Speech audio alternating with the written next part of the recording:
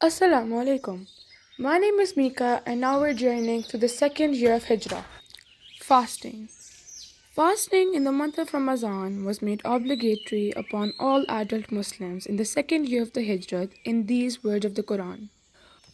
O you who believe, fasting is prescribed to you as it was prescribed to those before you, so that you may learn self-restraint.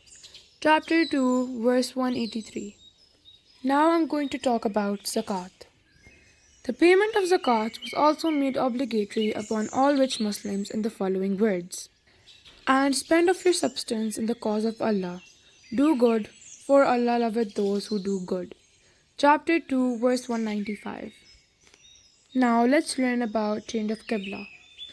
An important event of the second year of Hijrah was the change of Qiblah. That is the direction to which a Muslim turns his face while saying his prayers. In Makkah, the Muslims used to pray facing the direction of the Mosque of Al-Aqsa in Jerusalem. In Medina, they continued to do so for over 16 months. In 2 while the Holy Prophet, peace be upon him, was leading the Asr prayers at the mosque in Medina, he was ordered to pray facing the direction of the Kaaba, which henceforth became the religious center for Muslims. The Holy Prophet, peace be upon him, and the congregation immediately turned their faces towards Kaaba. In this connection, the Holy Quran says, We see the turning of your face for guidance to the heavens. Now shall we return you to a Qibla that shall please you. Turn then your face in the direction of the sacred mosque.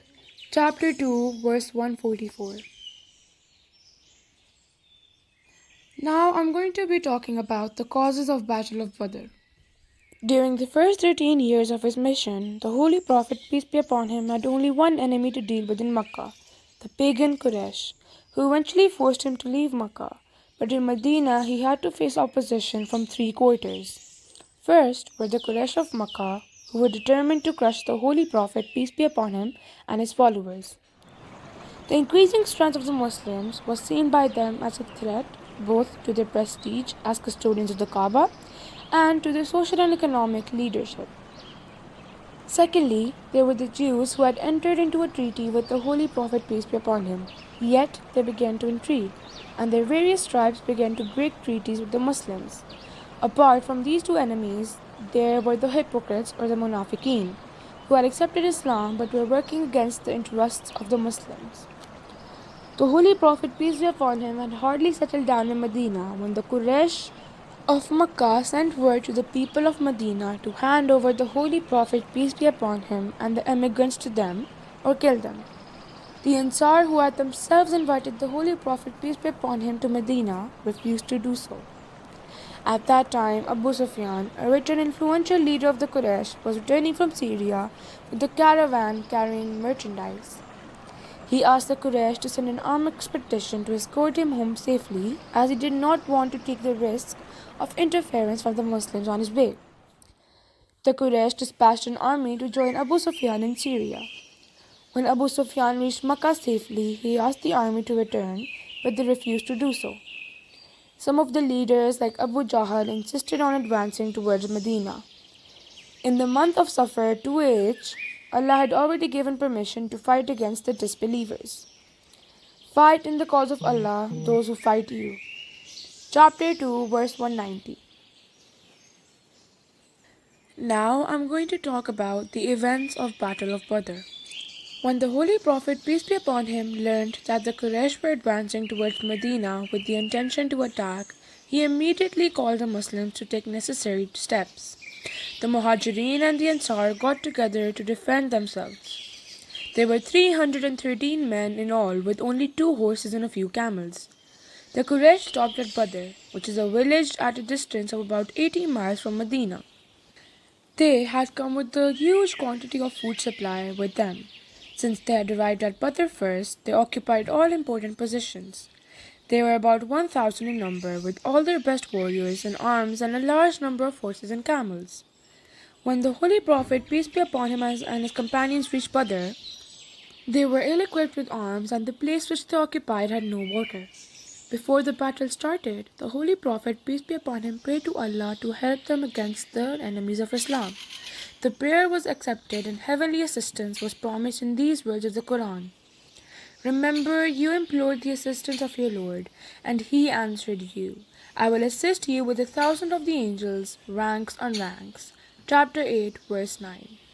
Meanwhile, there was heavy rain, and the Muslims collected sufficient water for their use. Ultimately, the two armies met and the battle started. While the battle was going on, the Holy Prophet, peace be upon him, prostrated before Allah and prayed, O Allah, if this small band of men perish, there will be no one alive to worship you, and your faith will be destroyed forever.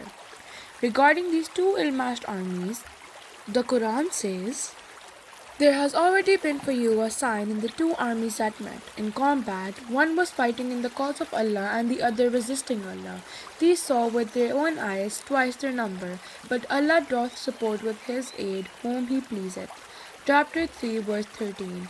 Allah granted victory to Muslims. The Quraysh fled in disorder, leaving a large number of dead and wounded on the battlefield. In all, 70 of the Quraysh were killed, which included very famous chiefs and warriors like Sheba, Utbah, and Abu Jahl. 70 were taken prisoners. Among them were Abbas, uncle of the Prophet, peace be upon him, Aqil, the brother of Hazrat Ali, and Abul As, the son-in-law of the Holy Prophet, peace be upon him. The Muslims lost only 14 people, 6 Muhajirin and 8 Ansar. The Quran mentions this victory in these words. Allah had helped you at Badr when you were contemptible little force. Chapter 3, verse 123. When news of this defeat reached Makkah, the whole town was struck with grief. There was so much anger and pledges were taken to avenge the blood of their kinsmen. For this purpose, preparations were started on an extensive level. In Medina, the captives were dealt with very mercifully.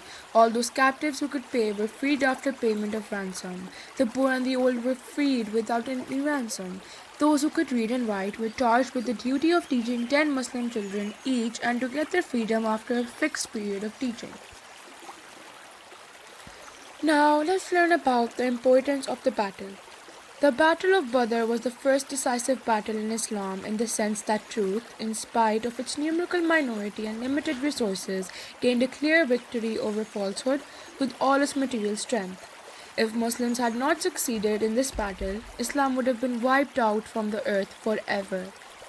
That is why the Holy Quran describes the day of the battle as a day of testing in chapter 8 verse 41 and a sign of Allah in chapter 3 verse 13. The Battle of Badr had effects both on the unbelievers in Makkah and the Muslims at Medina. For the Muslims, victory at Badr over greatly superior force inspired and encouraged them for future success. It proved to be a turning point as their position became visibly stronger. Their faith was strengthened and they gained confidence. On the other hand, the strength of the Quraysh was broken at Badr, where practically all their leaders were either killed or wounded, which dealt a death blow to their power and prestige. Not only was it a decisive victory gained over a force 3 times his own in numbers, but the slain on the enemy side included many of his influential opponents. After the battle, many disbelievers accepted Islam. Those who had kept their faith a secret now declared it openly. The influence of Islam and the Holy Prophet, peace be upon him, began to increase even outside Medina. Now let's learn about Banu Qaynuqa. Although the Jews had entered into an agreement with the Holy Prophet, peace be upon him, yet they were working against the interests of the Muslims. In the second Hijrah, the tribe of Banu Qaynuqa broke their agreement. After the Battle of Badr, the Holy Prophet, peace be upon him, took action against them, and according to his decision, they were exiled from Medina.